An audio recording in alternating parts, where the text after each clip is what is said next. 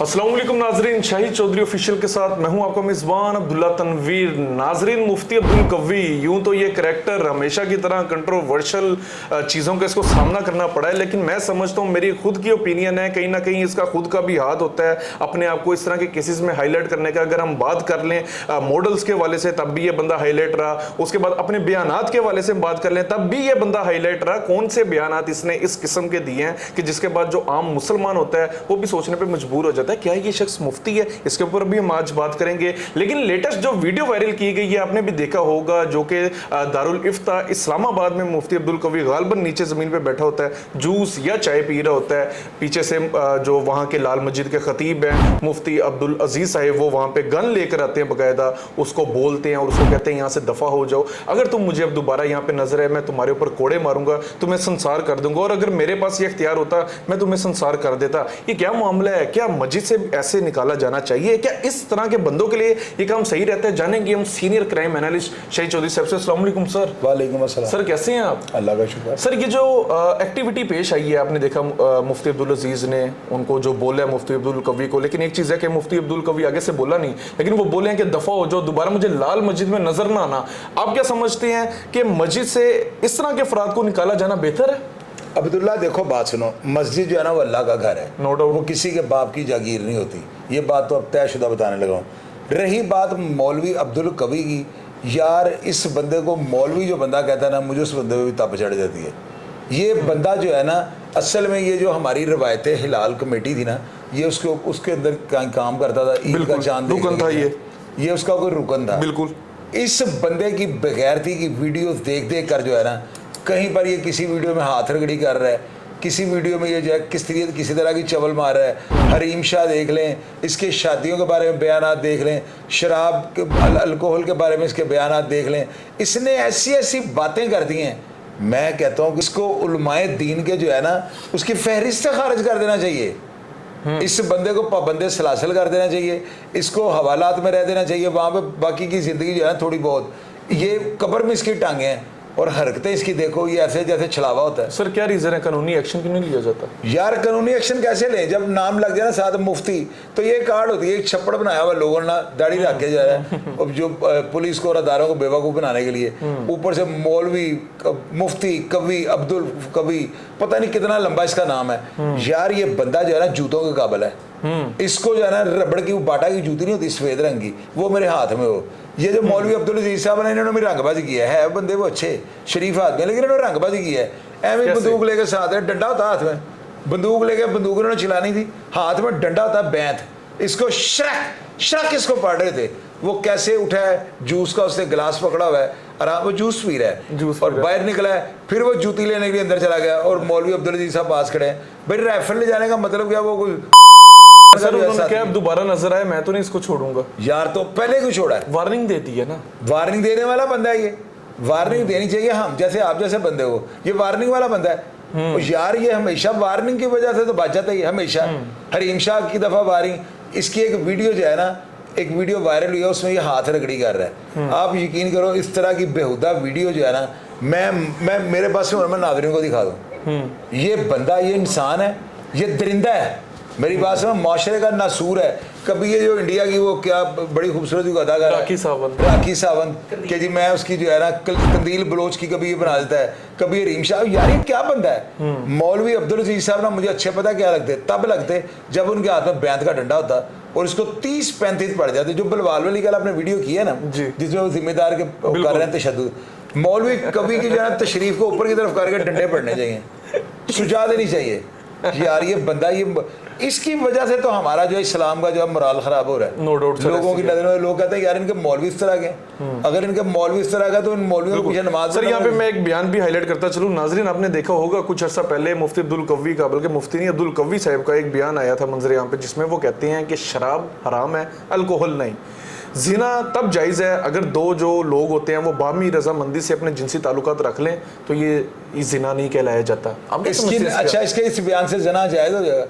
मैं वही तो अगर वो हैरान हूं। अल्कोहल की बात कर रहे हैं तो अल्कोहल तो कोई मेडिसिन में पड़ती है, बात उसकी जो है ना किसी हद तक ये दुरुस्त है, लेकिन इस सर, वो तरह जरूरत के लिए ठीक है ना, मैं वैसे वो तो बता नहीं रहा हूँ आप मेडिसिन, हाँ जो सच चीज़ है ना एक्सप्लेन करता है, एक्सप्लेन करे। तो ये लोगों का अल्कोहल, तो लोग कुपियों में अल्कोहल पड़ती है, लोग कहेंगे यार पीवो, यार बेहतरीन चीज़ है, मौलवी कभी ने फतवा दे दिया। हाँ जी। यार इन बंदों को ये भी शर्म नहीं आती, ये पहले तो मुझे ये बताओ, ये इसकी बात मानने वाला कौन बंदा है? बदतरीन आदमी है ये, घटिया तरीन आदमी है, माशरे का नसूर है, इसको पाबंदे सलासल कर देना चाहिए।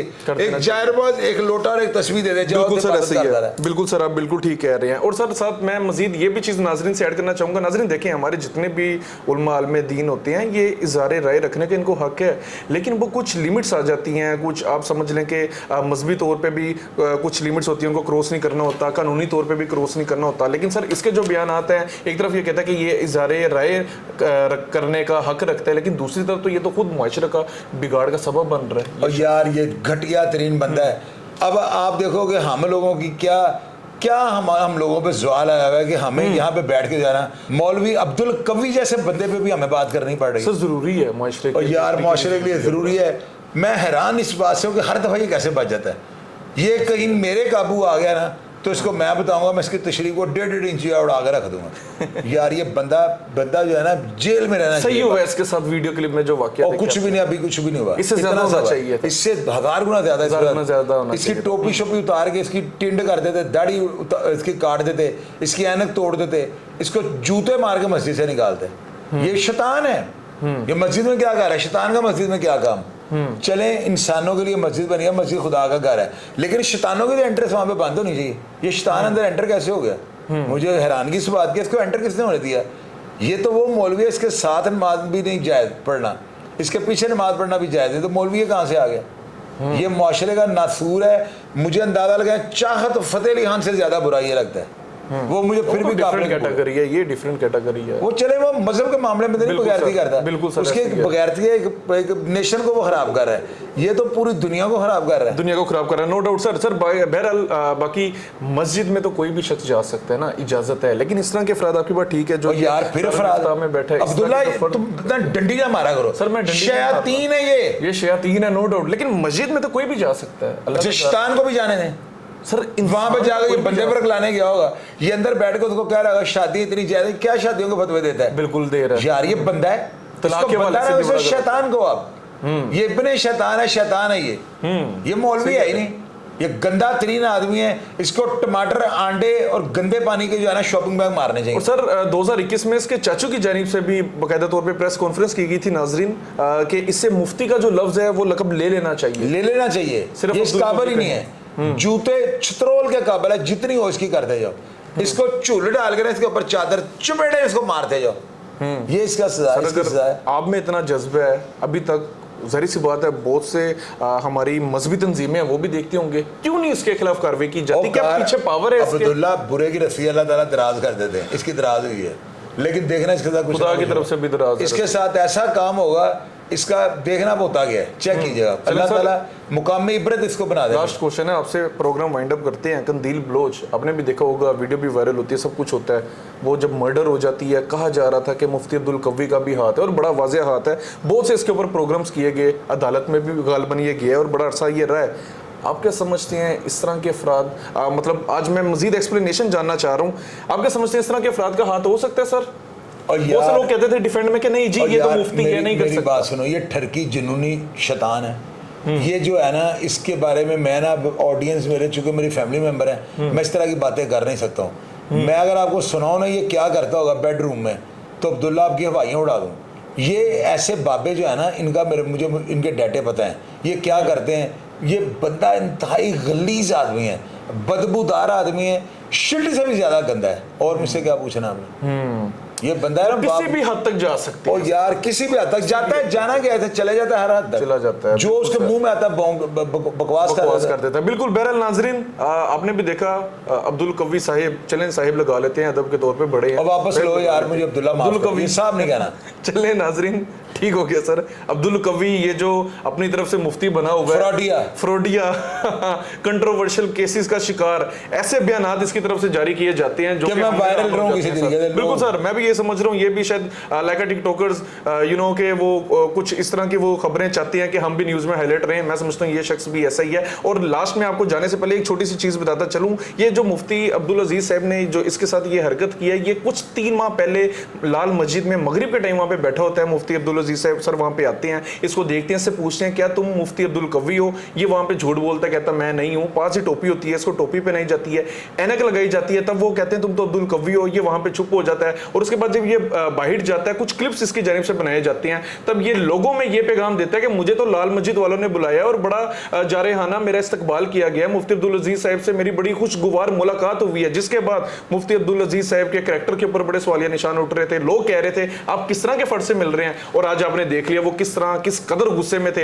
हर चीज वाज़ेह होगी कि ये जो बंदा है ये नो डाउट ये बंदा बहुत बड़ा झूठा इंसान है, ये मुफ्ती भी नहीं है और ये इस्लाम के हवाले से किसी भी आलिम की कैटेगरी में नहीं आता। बहरहाल नाज़रीन, प्रोग्राम का फीडबैक जरूर दीजिएगा। इसी के साथ अपने मेजबान अब्दुल्ला तनवीर को इजाजत दीजिए। अल्लाह निगहबान।